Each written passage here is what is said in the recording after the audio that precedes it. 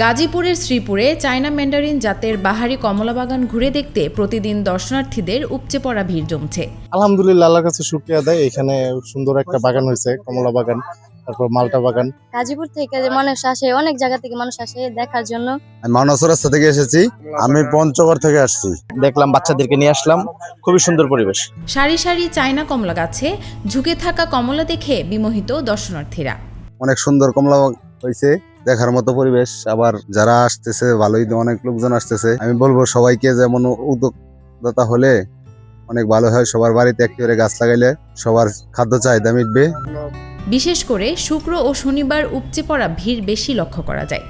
এমনই দৃশ্য চোখে পড়ে শ্রীপুর উপজেলার বরমী ইউনিয়নের সাতখামাইর পশ্চিমপাড়া গ্রামে। প্রায় ৩ একর জমিতে মিশ্র বাগানে চাষ করা হয়েছে ম্যান্ডারিন ও দার্জিলিং জাতের কমলা। টিকিট 20 টাকা টিকিট কেটে কিন্তু আমরা এটা ছিঁড়ে খেতে পারছি না। এটা যদি কর্তৃপক্ষ ওইরকম দৃষ্টিকোণ থেকে দেখতো তাহলে একটু ভালো হতো। এখানে বলা হয়েছিল আসলে নাকি খাওয়ার সুযোগ আছে, কিন্তু এখন নিষেধ করে দিছে খাবার, আর নেওয়ারও কোনো সুযোগ নেই। এটা একটু খারাপ লাগছে। 4 উদ্যোক্তা মিলে এখানে এই মিশ্র ফলের বাগান গড়ে তোলেন। 3 বছর আগে রোপণ করা কমলার চারাগুলো এখন সবই প্রাপ্তবয়স্ক। প্রায় সব গাছে কমলা ধরেছে। সকলের উদ্দেশ্যে একটা কথা বলা থাকবে, সেটা হচ্ছে 20 টাকা টিকিট মূল্যে এখানে আমরা শুধু এখন পরিদর্শনের জন্য রেখেছি। আপাতত আমাদের বাগানটি সকলের উদ্দেশ্যে বন্ধ রাখতে পারতেছি না, কারণ দূর দূরান্ত থেকে, অনেক জায়গা থেকে, জেলা এবং জেলার বিভিন্ন প্রান্ত থেকে এখানে ক্রেতা দর্শনার্থীরা আসতেছে।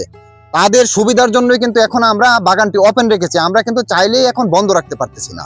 তো এজন্য কিন্তু অনেক ধরনের বিরূপ প্রতিক্রিয়া দেখা দিতেছে। বছরের তুলনায় এবছর ফলন ভালো হয়েছে। আমরা কৃষি সম্প্রসারণ অধিদপ্তরের পক্ষ থেকে তাদেরকে পরামর্শ প্রদান করছি, যাতে তাদের পোকামাকড় রোগ বালাই দমন করতে পারে এবং ফলন ভালো হয়। আমদানি নির্ভরতা কমানো এবং পুষ্টির চাহিদা পূরণ করার লক্ষ্যে আমরা কৃষকদেরকে লেবু জাতীয় ফসল, যেমন লেবু, মালটা, কমলা, এ ধরনের বাগান তৈরি করতে পারে সেই বিষয়ে নিয়মিত পরামর্শ প্রদান করছি।